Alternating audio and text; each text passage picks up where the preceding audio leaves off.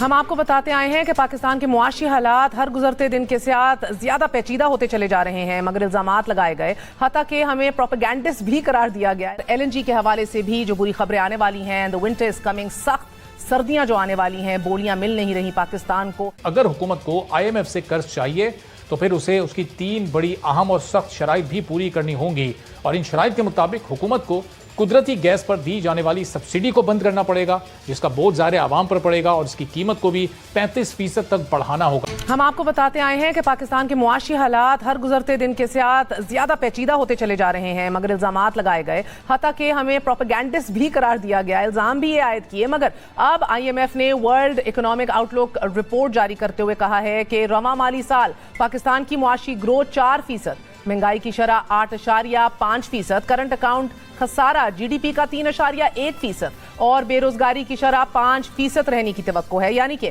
گزشتہ سال کے مقابلے میں پاکستان کی کارکردگی میں بہتری نہیں آئی۔ 2020 میں پاکستان میں بے روزگاری کی شرح 4.5% رہی، جو اس سال 5% تک پہنچ جائے گی۔ اسی طرح کرنٹ اکاؤنٹ جو کہ گزشتہ مالی سال GDP کا 0.6% تھا، وہ اب بڑھ کر 3.1% رہے گا۔ اسی طرح حکومتی ہدف 5% ہے، مگر IMF کے مطابق پاکستان صرف 4% پر ترقی کرے گا۔ دلچسپ بات یہ ہے کہ IMF کی رپورٹ ایسے وقت میں آئی ہے کہ جب وزیر خزانہ شوکت ترین صاحب واشنگٹن میں IMF کے ساتھ مذاکرات کر رہے ہیں تاکہ پاکستان کو مزید قرض مل سکے، اور اس سے بھی دلچسپ امر یہ ہے کہ پاکستان میں موجود وزیر اطلاعات فواد چودھری صاحب مہنگائی کی وجہ قرض اور پیسے کی بیرونی ملک بھیجنے کو قرار دے رہے ہیں، وہ بھی آف کورس سابقہ حکومتوں کا۔ مہنگائی ہے، بالکل صحیح ہے، مہنگائی ہے کہ انٹرنیشنل مارکیٹس میں پرائسز اوپر جا رہی ہیں۔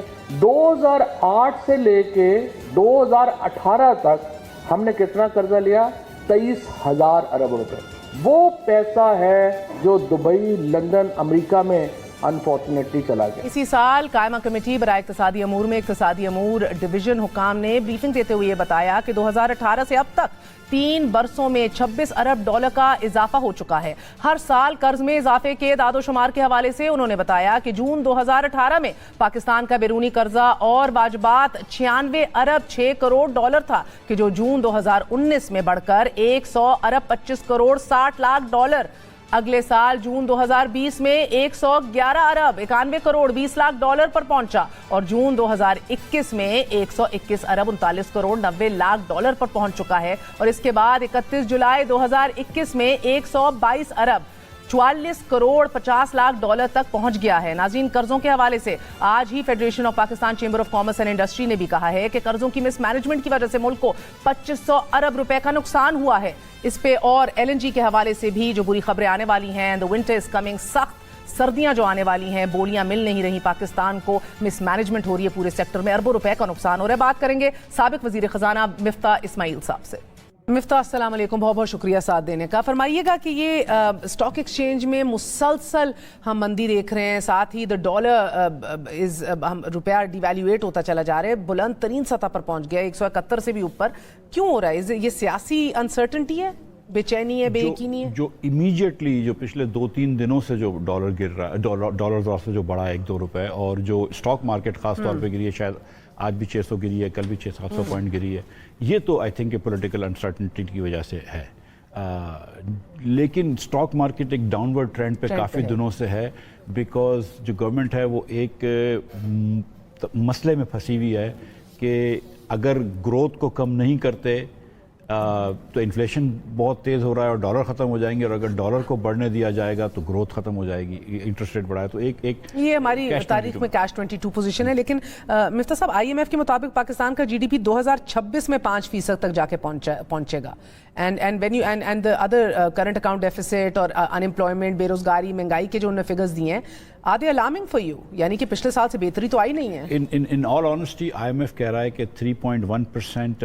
کرنٹ اکاؤنٹ ڈیفیسٹ پہنچے گا، میرے خیال سے کم از کم 4% ہوگا، اس سے زیادہ ہو جائے گا، لیکن 4% نظر آ رہا ہے اس وقت۔ حکومت تھوڑی سی I think because of not their inability to collect taxes the last 2-3 years، کیونکہ ٹیکس ٹو GDP ریشو کم ہو گیا تو ڈیفیسٹ بہت بڑھ رہا ہے، تو IMF جو ابھی نیگوسیشن چل رہے ہیں تو IMF ان کو پش کر رہا ہے کہ ٹیکس کلیکشن کرو، جب یہ تھوڑے سے ٹیکس اور ڈالیں گے، جو بات کر رہے ہیں سیلز ٹیکس اور بڑھانے کا وغیرہ کا، تو مہنگائی بہت بڑھے گی یہاں پہ، اور جو نوکریاں آلریڈی جو نہیں مل رہی روزگار وہ بڑا مسئلہ ہو جائے گا. So that is an issue.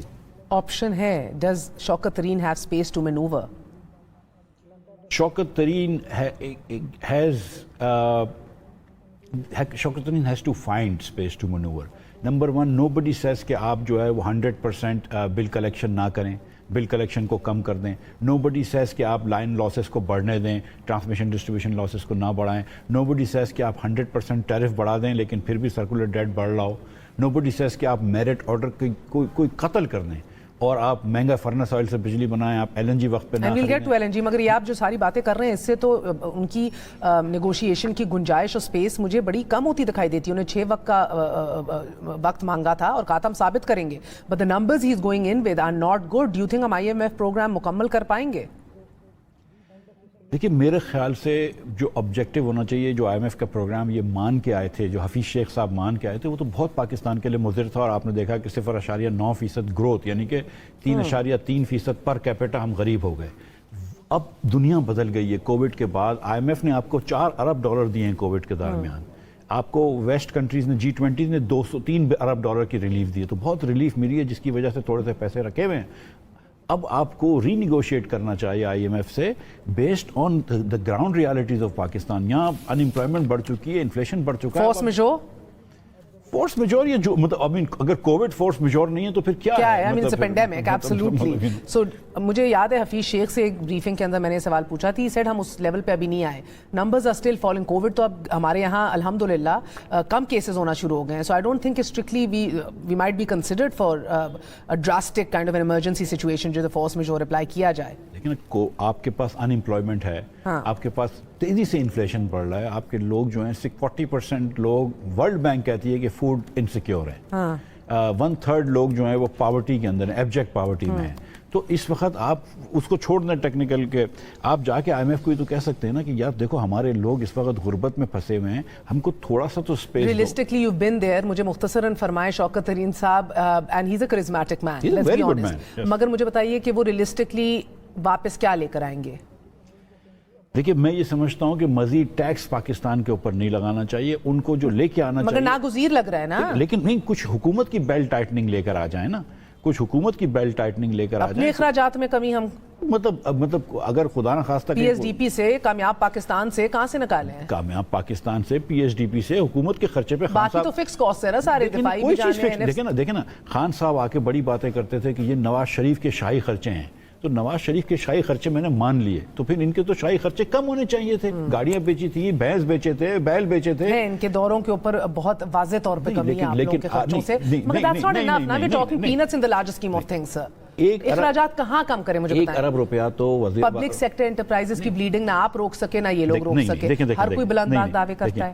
وزیر اعظم ہاؤس جو صاحب جو ہے وہ بڑے آپ کو انکمپلیٹ فگر دیتا ہے جو نواز شریف کے دوروں سے کمپیئر کرتے ہیں. تو ٹوٹل خرچہ آف وزیر اعظم صاحب کا, یہ جو گھر چلتا ہے, جو پورا وزیر اعظم آفس چلتا ہے, اس کا خرچہ زیادہ ہے نواز شریف کے زمانے سے. پریزیڈنسی کا خرچہ زیادہ ہے. میں اس پہ نہیں آ رہا ہوں, مجھے پتا ہے کہ ان چیزوں سے کچھ نہیں ہوتا ہے, لیکن عمران خان یہی بات کرتے تھے نا.